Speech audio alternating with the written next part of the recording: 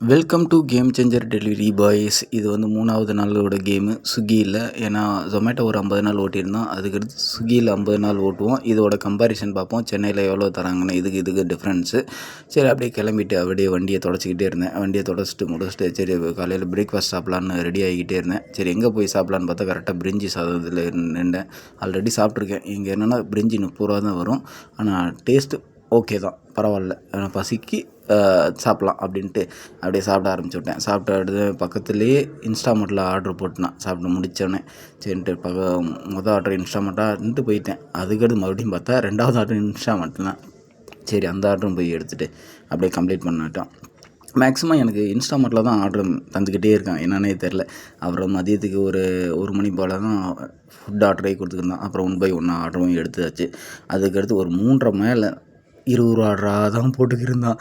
என்னால் முடியலடா சாமின்ட்டு அப்புறமேலுக்கு 20 ரூபா ஆர்டரும் எடுத்துகிட்டு அப்படியே ஒரு ரெஸ்டாரண்ட் போயிருந்தேன். மீன் சூப்பராக இருந்துச்சு. அதையும் பார்த்து முடிச்சுட்டு அதுக்கடுத்து மதியத்துக்கு மேலே சரி சாப்பிட்லாமேன்னு போனோம்.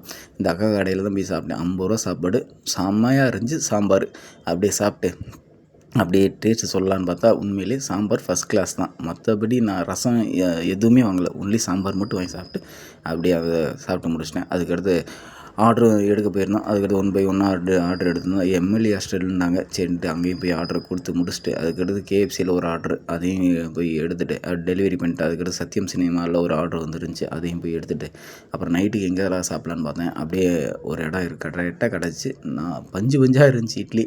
சரின்ட்டு ஒரு 4 இட்லியை வாங்கி சாப்பிட்டு ஒரு ஆம்லேட் வாங்கி சாப்பிட்டேன். அப்படியே சாப்பிட்டு அப்படியே கிளம்பிட்டேன்.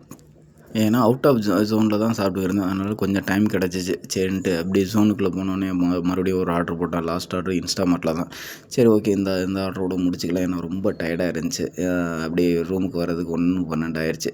அன்றைக்கோட ஏர்னிங்ஸ்னு எவ்வளோன்னு பார்த்தோம்னா 3130 ரூபா வந்துருந்துச்சு. ஆன்லைன் டிப்ஸோடு சேர்த்து போனஸு அப்புறமேலுக்கு இன்சென்டிவ் எல்லாமே சேர்த்து தான். அதுக்கடுத்து ஆஃப்லைனில் வந்து எனக்கு டிப்ஸு வந்து ஒரு 110 ரூபா கிடச்சி. அது மொத்தம் பார்த்தோம்னா 3240 ரூபாய்க்கு ஓட்டியிருந்தோம்.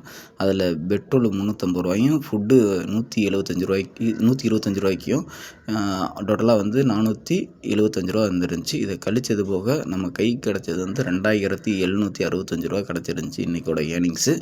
ஓகே பார்க்கலாம். Time is gold. டயத்தை பயனுள்ளதாக யூஸ் பண்ணுவோம்.